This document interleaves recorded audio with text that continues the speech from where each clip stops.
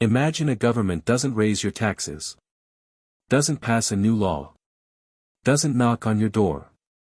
And yet, month by month, your savings buy less. Your paycheck feels thinner. Prices climb like they're on rails. No announcement. No vote. Just erosion. Now here's the unsettling part. Nearly 1,000 years ago, one of the most influential scholars of the Islamic Golden Age looked at money and said, in essence, if the people stop trusting the currency, the whole society starts to decay, quietly, then suddenly. Not because of math. Because of human behavior. Welcome to Empire of Money, where history explains the financial system, and power always leaves fingerprints. When people talk about early economic thinkers, the usual lineup appears: Aristotle, Adam Smith, Marx. But long before modern capitalism, before stock exchanges, central banks, or fiat money, Ebu Hamid Al-Ghazali was already asking the question most economists avoid. What does money do to the soul of a society?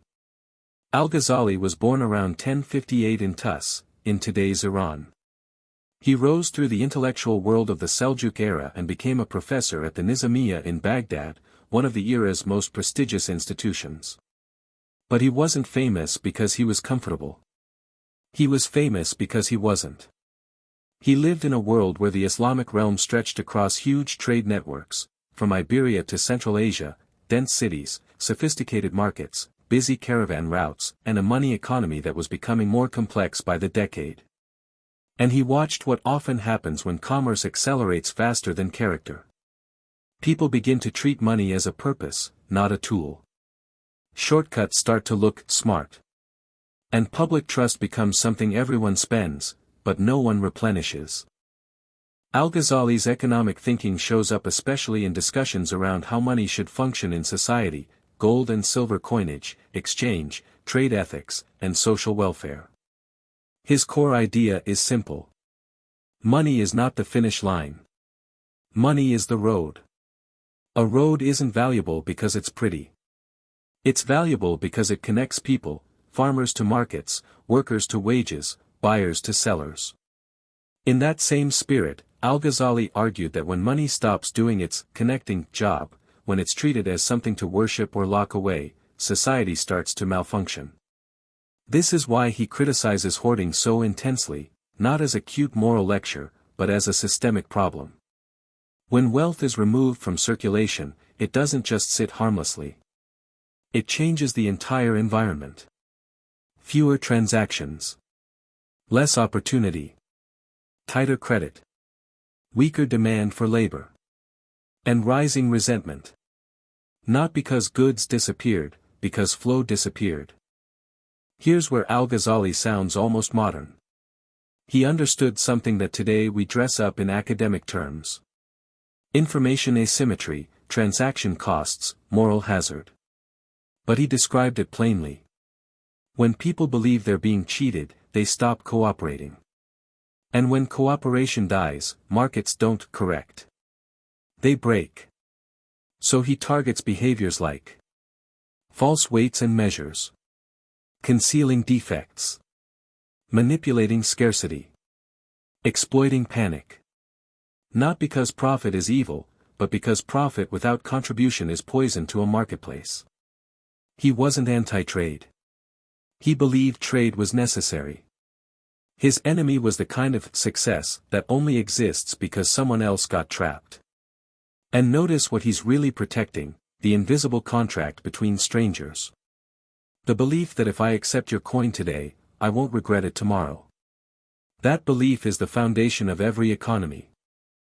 Now we get to the most explosive part of his thought, the part that feels like it was written for the modern era. In Al-Ghazali's world, rulers could fund themselves by quietly tampering with coinage, reducing precious metal content while keeping the same face value. Al-Ghazali condemned this as a violation of justice and a direct threat to the market's integrity. Why? Because currency is a promise. And when the state breaks that promise, it sends a message to everyone else. Rules are flexible. Integrity is optional. Take what you can. That's how financial corruption becomes cultural corruption. The palace sets the tone. And the marketplace absorbs it. Al-Ghazali essentially predicted a pattern we've seen repeatedly in history. The currency's quality declines, through debasement or reckless issuance. Trust declines. People protect themselves. Trade distorts. Society becomes more brittle. And eventually, people try to escape the local money altogether. This isn't ancient trivia. It's a recurring human response. Sometimes that escape looks like barter. Sometimes it looks like gold. Sometimes it looks like dollars under mattresses. Sometimes it looks like stable foreign currencies dominating local commerce. And yes, sometimes it ends in a famous disaster like Weimar Germany, where confidence collapsed and money became a race against time. That's the one modern example we'll keep on the table. But you can find similar dynamics elsewhere too. England's Great Debasement, in the 16th century, where the crown weakened coinage to raise funds, triggering distrust and inflationary pressure. The Ottoman Aki's long decline over centuries, where repeated debasements and fiscal strain changed wages, prices, and confidence in the money. Different empires. Same human reaction. Once belief breaks, the currency becomes a hot potato. And Al-Ghazali's point wasn't, money should be holy. It was, money is fragile because it's social. Al-Ghazali understood that people don't make economic choices like calculators. They move from fear, status hunger, impatience, envy, greed, and sometimes plain desperation. So when a society builds incentives that reward deception over honesty, speculation over production, extraction over contribution, it doesn't matter how advanced the markets are. The system drifts toward instability. He treated economic health like moral ecology. If the environment rewards predation, predation becomes normal. And when predation becomes normal, collapse is not a surprise, it's a schedule. That's why he saw earned wealth differently from manipulated wealth, not because one is pure, but because one strengthens the social fabric and the other frays it. Look around the modern world. Financial crises aren't just bad luck. Bubbles aren't just irrational exuberance. Inflation isn't just a statistic. And institutional distrust isn't just politics. They're connected. Because every complex economy relies on the same invisible ingredient. Trust. Trust that contracts will be enforced. Trust that rules won't change overnight. Trust that the currency won't be quietly degraded. Trust that markets are not a rigged game. And Al-Ghazali's warning, stripped of medieval language, lands like a blunt diagnosis. A society can survive being poor. It cannot survive being dishonest. When trust collapses, wealth doesn't save you. It just gives you a better seat to watch the building shake. Al-Ghazali wasn't writing economics the way modern textbooks do. He was writing about how money changes people, and how people, in turn, change the fate of money. And that's exactly why his message survives. Because money isn't just metal, paper, or numbers on a screen.